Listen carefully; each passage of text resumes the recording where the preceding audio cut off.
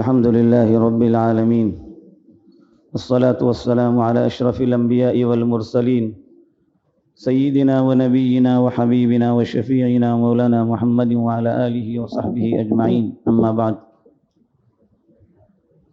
قال الله تبارك وتعالى أعوذ بالله من الشيطان الرجيم بسم الله الرحمن الرحيم يا أيها الناس اتقوا ربكم الذي خلقكم من نفس واحدة وخلق منها زوجها وبث منهما رجالا كثيرا ونساء واتقوا الله الذي تساءلون به والأرحام إن الله كان عليكم رقيبا صدق الله العظيم۔ بزرگان محترم، بھائیوں اور دوستوں، اس آیت کریمہ کو ہم لوگوں نے بارہا سنا ہے۔ اللہ کے نبی سیدنا محمد الرسول اللہ صلی اللہ علیہ وسلم کا معمول تھا کہ آپ خطبوں کے اندر، چاہے جمعہ کا خطبہ ہو یا دوسرا کوئی خطبہ ہو، خصوصاً خطبہ نکاح ہو، یہ آیت کریمہ اور اس طرح سے دوسری تقوی والے آیت کریمہ خاص طور پر پڑھا کرتے تھے۔ یہ آپ کے معمولات میں سے تھا۔ اس پر ہم لوگ غور کر لیں کہ اللہ کے نبی صلی اللہ علیہ وسلم جمعہ کے خطبوں کے علاوہ نکاح کے موقع سے خطبے کے اندر ان آیات کریمہ جن میں خاص طور سے تقوی کی وصیت کی گئی ہے، ان آیات کا انتخاب آپ نے کیوں فرمایا؟ یہ سوائے اللہ کے نبی صلی اللہ علیہ وسلم کے نبوی معجزے کے اور کوئی نہیں ہو سکتا اور کچھ نہیں ہو سکتا۔ یہ آپ کے معجزات میں ہم اس کو شامل کر سکتے ہیں کہ ایک خوشی کے موقع پر، جس موقع پر اپنے اور بیگانے سب جمع ہوتے ہیں، دلہا اور دلہن والے جمع ہوتے ہیں، دونوں طرف کے رشتہ دار سرپرست جمع ہوتے ہیں، ایسے موقع پر خوشی کے شادیانے بجائے جاتے ہیں۔ ایسے موقع پہ اللہ کے نبی صلی اللہ علیہ وسلم نے خصوصی طور پر تقوی کی نصیحت فرمائی، تقوی کی وصیت فرمائی، اس لیے کہ تقوی ایک ایسا عمل ہے، خوف خدا ایک ایسا عمل ہے، اللہ کی خشیت اور اس کا خوف ایک ایسا عمل ہے، اگر بندے کے اندر وہ چیز آ گئی تو اس کی زندگی پورے طور پر صحیح گزر سکتی ہے۔ میاں بیوی ایک نئی زندگی کا آغاز کرنے جاتے ہیں نکاح کے ذریعے، معاشرے کے اندر ایک نیا رشتہ جڑنے جاتا ہے، دونوں آپس میں پرائے، دونوں کا کوئی رشتہ نہیں، پہلے سے جان پہچان کوئی خاص نہیں، بلکہ شرعی اعتبار سے دیکھا جائے تو دونوں کو آپس میں دیکھنا اور بات کرنا بھی نکاح سے پہلے حرام تھا، سوائے جو ہے نسبت مقرر کرنے کے موقع کی۔ لیکن نکاح کے بعد ان دو میاں بیویوں کو ایسے بندھن میں باندھ دیا جاتا ہے کہ وہ دونوں ایک دوسرے کے ہمدرد، غمخوار، خوشی میں شریک ہونے والے، ایک دوسرے کی خوشی کو اپنی خوشی سمجھنے والے، ایک دوسرے کے غم کو اپنی غم سمجھنے والے، ایک دوسرے کی تکلیف کو اپنی تکلیف سمجھنے والے، اور اس کو گوارا کرنے کے لیے تیار نہیں ہوتے۔ اللہ کے نام سے جب رشتہ جوڑ دیا جاتا ہے، ایسا آپس میں جو ہے رشتہ بن جاتا ہے۔ دوسرے لوگوں کو ایسے موقعوں پر تقوی کی نصیحت کی کیا ضرورت تھی؟ شادی کے مواقع ہیں، ہم لوگ سمجھتے ہیں کہ شادی کا مطلب دھوم دھام سے کی جائے، زیادہ سے زیادہ پیسہ خرچ کیا جائے، جتنی رسمیں ہو سکتی ہے وہ پوری رسمیں پوری کی جائیں۔ ارے شادی کا موقع ہے، زندگی میں ایک ہی بار تو شادی ہوتی ہے۔ کہ اللہ کے نبی صلی اللہ علیہ وسلم کو یہ سب باتیں معلوم نہیں تھی؟ ان سب باتوں کے باوجود اللہ کے نبی صلی اللہ علیہ وسلم نے فرمایا اعظم النکاح برکتا ایسرہ مؤونہ، سب سے برکت والا نکاح وہ ہے، سب سے زیادہ برکت، سب سے زیادہ رحمت اللہ کی اس نکاح میں ہوں گی جس نکاح میں، جس شادی میں سب سے زیادہ، سب سے کم خرچ آیا ہوگا۔ اسلام نے شادی کو سب سے زیادہ آسان بنایا تھا، اور اسلام کے ماننے والوں نے اپنے طرز عمل سے شادی کو سب سے مشکل ترین عمل بنایا۔ ایک متوسط گھرانے کا انسان شادی کرنے کے لیے کیا کچھ کرتا ہے، اس کے اوپر سے کیا کچھ گزرتی ہے، وہ خود جانتا ہے، جن پر سے یہ دور گزر چکا ہے۔ کتنی مدت سے اس کو پیسے جمع کرنے پڑتے ہیں، پھر بھی نہیں ہوتا، ادھر ادھر سے جو ہے قرض لے لیتا ہے، حتیٰ کہ سودی قرض تک لینے پر مجبور ہو جاتا ہے، پھر اپنے بچوں کی شادی کرتا ہے۔ معاشرے کے اندر ہم کو ہلکا نہ سمجھا جائے، یہ رسم پوری نہیں کی جائے گی، معاشرے کے اندر ہم کو ہلکا سمجھا جائے گا۔ فلاں رسم اگر ہم نے چھوڑ دی تو لوگ ہم کو کیا کہیں گے؟ لوگوں کے خوف کے ڈر سے اللہ کے خوف کو چھوڑ دیا جاتا ہے۔ اللہ کے نبی صلی اللہ علیہ وسلم نے اسی موقع پر فرمایا کہ سب سے زیادہ خوف کے قابل اور ڈرنے کے قابل اگر کوئی ذات ہے تو اللہ کی ذات۔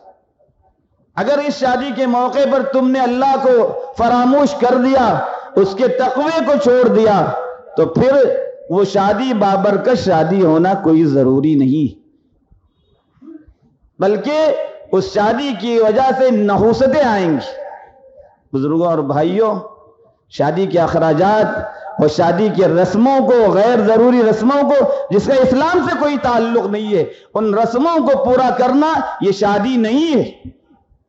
اسلام نے جن رسموں کی اجازت نہیں دی ان کا کرنا یہ اسلام کی تعلیمات کے سراسر خلاف ہے۔ اسلام نے شادی یہ بتلائی کہ نکاح کی مجلس کی جائے، نکاح پڑھا جائے، وہ بھی سادگی سے نکاح ادا کیا جائے، اور اگر برکت اور زیادہ چاہتے ہیں تو مسجد میں نکاح کرنے کے لیے کہا گیا کہ اجعلوہ فی المساجد، اعلنوا هذا النکاح واجعلوہ فی المساجد، نکاح مسجدوں میں کرو، نکاح کا اعلان کرو، تشہیر کرو کہ ہمارے یہاں نکاح ہو رہا ہے۔ تشہیر کیا ہے؟ تشہیر یہ ہے کہ چھپ کر کرنے والا کام، چھپے آشنائی، یہ جو ہے گناہ کا کام ہے۔ علی اعلان جو کیا جاتا ہے وہ گناہ نہیں، اس لیے دو گواہ ضروری قرار دیے گئے، لڑکا ہے، لڑکی ہے، لڑکی کا ولی ہے، پھر دو گواہ، پھر جو ایجاب و قبول کرایا جائے، یہ نکاح ہے۔ لڑکا اپنی طرف سے اپنی استطاعت کے مطابق ایک عمدہ بہترین مہر دے لڑکی کو، اور پھر اس کے اخراجات کی ذمہ داری اپنے ذمے قبول کرے۔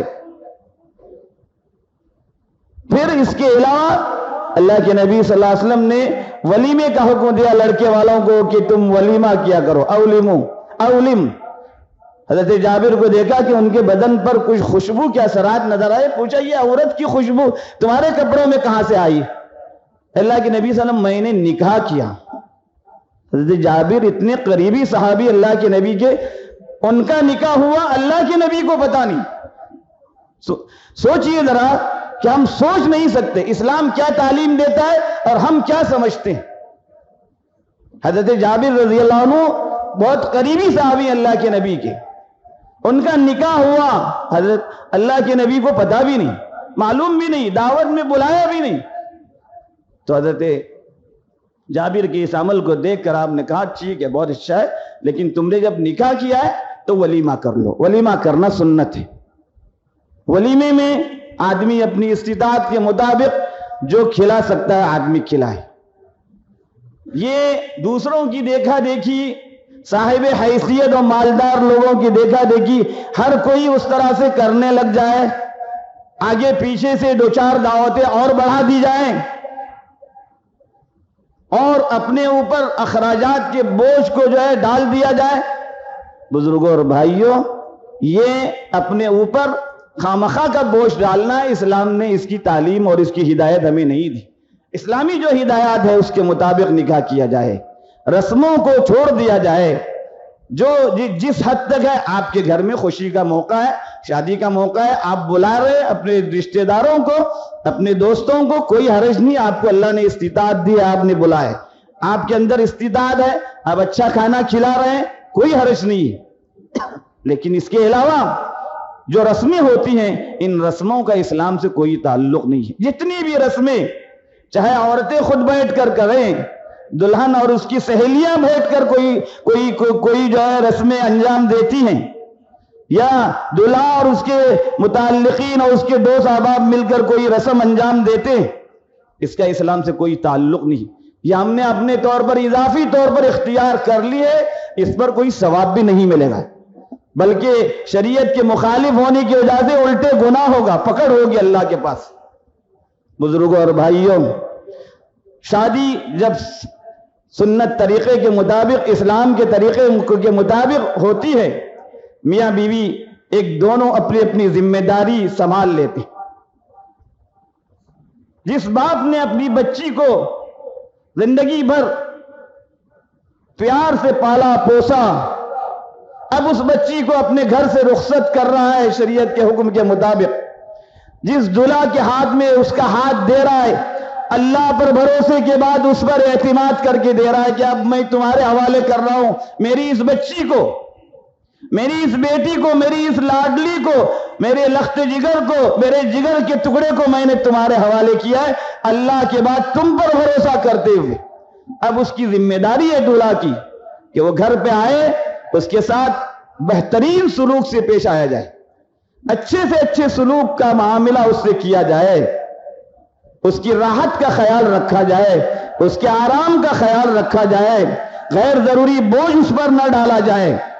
اور اس بچی کو بھی کہا گیا اب تو نئے گھر میں جا رہی ہے، اب تیری نئی زندگی کا آغاز ہو رہا ہے.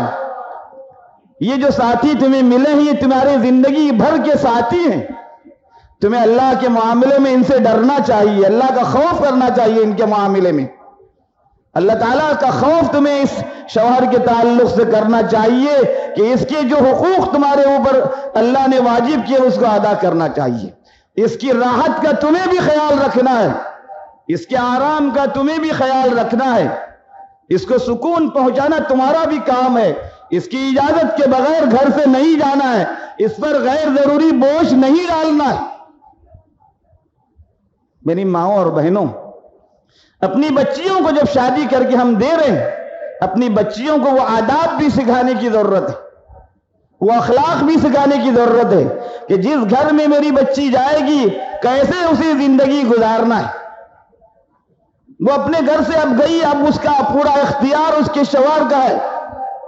وہ ہمارے گھر سے رخصت ہو گئی، اب اس کا نیا گھر وہ بن چکا ہے، وہ اس کا گھر ہے. اس کو پہلے سے اس کا ذہن تیار کریں. تمہاری جو ذمہ داری ہمارے اوپر آئی تھی وہ ذمہ داری ہم نے پوری کر دی.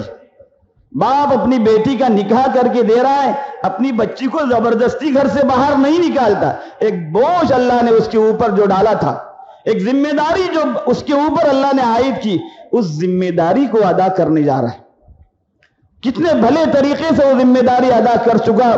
اب اس کو ذمہ داری ادا کرتے ہوئے یہ بھی احساس ہونا چاہیے کہ میری بچی جس گھر میں جائے گی کیسے رہے. چنانچہ اس کو اسلامی تعلیمات، اسلامی آداب، شوہر کے حقوق اور شوہر کے گھر میں رہنے کی جو آداب ہو سکتے ہیں اس کو سکھانے کی ضرورت ہے. اس کو سب سے پہلے یہ بتانے کی ضرورت ہے کہ تمہارے لیے سب سے زیادہ اللہ اور اس کے رسول کے بعد کسی کے حکم کو ماننا ہے، تمہارے شوہر کے حکم کو ماننا ہے. تم گھر سے نکل نہیں سکتی اس کی اجازت کے بغیر. اسلام کی یہ تعلیم ہے، اور اسلام نے یہ تعلیم کیوں دی ہے؟ یہ اس کو جو ہے باعزت زندگی دینے کے لیے، اس کی حفاظت کے لیے. میاں بیوی ان دونوں پر جو ذمہ داری شریعت نے عائد کی ہے، اگر انہوں نے اپنی ذمہ داریوں کو ادا کر لیا، حقوق ادا کر لیے، تو پھر ان کی زندگی جیتے جی جنت کی زندگی بنے گی، جیتے جی سکون اور راحت کی زندگی ان کو ملے گی. اگر دونوں میں سے کسی نے اپنے حقوق کو ادا کرنے میں کوتاہی کی، بزرگوں اور بھائیوں، پھر تو وہ زندگی جو ہو رہی ہے اور جس کے نتائج ہم دیکھ رہے ہیں کہ چند مدت کے بعد ایک دوسرے کے حقوق اور ایک دوسرے کے حقوق ادا نہ کرنے کی نتیجے میں کس نتیجے پر پہنچ رہے ہیں. لاکھوں روپیہ خرچ کر کے نکاح کر کے دیا، کچھ ہی مدت کے اندر جدائی کا وقت آ رہا ہے، دونوں کو الگ کرنے کی ضرورت پڑ رہی ہے. ہمیں بارہا اس کو غور کرنے کی ضرورت. ہر آدمی کو اپنی بچی کے تعلق سے، ہر آدمی کو اپنے بچے کے تعلق سے اس کو جاننے کی ضرورت ہے. کالجوں میں پڑھا دیا بچوں کو، اسکولوں میں پڑھا دیا، ٹھیک ہے، بہت مبارک، لیکن یہ تعلیم کیوں نہیں دی بچی کو کہ اس کی اگلی زندگی کیسے گزرے، اس کو اگلی زندگی کیسے گزارنی ہے، اپنے میاں کے ساتھ اس کو کیا برتاؤ کرنا ہے، اس کے دماغ میں یہ بیٹھایا دیا جائے کہ اب تم جاؤ گی وہاں جو تمہارے ساس سسر ہوں گے تمہارے ماں اور باپ ہوں گی، شوہر کی جو بہنیں ہوں گی تمہاری بہنیں ہوں گی، اپنی گھر کی اپنی ماں سے پیدا ہونے والی بہنوں اور اس بہنوں میں کوئی فرق نہیں سمجھنا، کچھ اونچ نیچ ہو جائے اس کو برداشت کر کے لے جانا، اس کو سمجھا دیا جائے کہ شوہر کے گھر کی بات ادھر آ کر نہیں کرتے، وہی چھوڑ دیتے ہیں۔ پہلے سے ہی ذہن ہمارا بھی بنا ہونا چاہیے کہ تھوڑی بہت ہو سکتی ہے، آگے پیچھے کچھ ہو سکتا ہے، ہر گھر کا اپنا مزاج ہے، ہر گھر کے سرپرست الگ ہیں، ان کی تربیتیں الگ الگ ہوئی ہیں، لہذا اس لحاظ سے یہ نہیں ہو سکتا کہ مکمل ہماری سوچ کی طرح سے سامنے والے کی سوچ بھی ہو، لیکن ہمیں جب اس کا ذہن پہلے سے ہم تیار کریں گے، اس رخ پر تیار کریں گے، یہ زندگی ان کے لیے راحت، آرام، سکون اور چین کی زندگی ہوگی، اور ان کے ساتھ ہمارے لیے بھی راحت و آرام کی اور سکون کی زندگی ہوگی۔ شادیوں میں غیر ضروری اخراجات سے، غیر ضروری جو ہے رسموں سے بچا جائے، جتنی ہو سکے سادے اور سیدھے اور جو ہے انداز میں شادی کی جائے، اخراجات کا نہ اپنے اوپر بوجھ لیا جائے نہ دوسروں پر بوجھ ڈالا جائے، اور پھر شادی سے پہلے اپنی بچے اور بچیوں کی جو ہے اس لحاظ سے ذہنی تربیت اور ان کی تیاری بھی ضرورت ہے کہ ایک پوری زندگی گزارنا ہے، تم کو کیسے زندگی گزارنا ہے اس کو سمجھانے کی ضرورت ہے۔ اللہ سے دعا ہے کہ اللہ تعالی ہمیں اپنے حقوق کو سمجھ کر کے زندگی گزارنے والا بنائے، ہمارے اوپر جن کی ذمہ داریاں اور حقوق اللہ نے واجب کیے ہیں ان کی ذمہ داریوں اور حقوق کو سمجھ کر ہمیں زندگی گزارنے والا بنائے، اور اسلام کی تعلیمات کے مطابق ہماری زندگی ہو، اور اسلام کی تعلیمات کے مطابق ہمیں اللہ تعالیٰ اپنے وقت پر ایمان پر خاتمہ نصیب فرمائے۔ آمین وآخر دعوانا الحمدللہ۔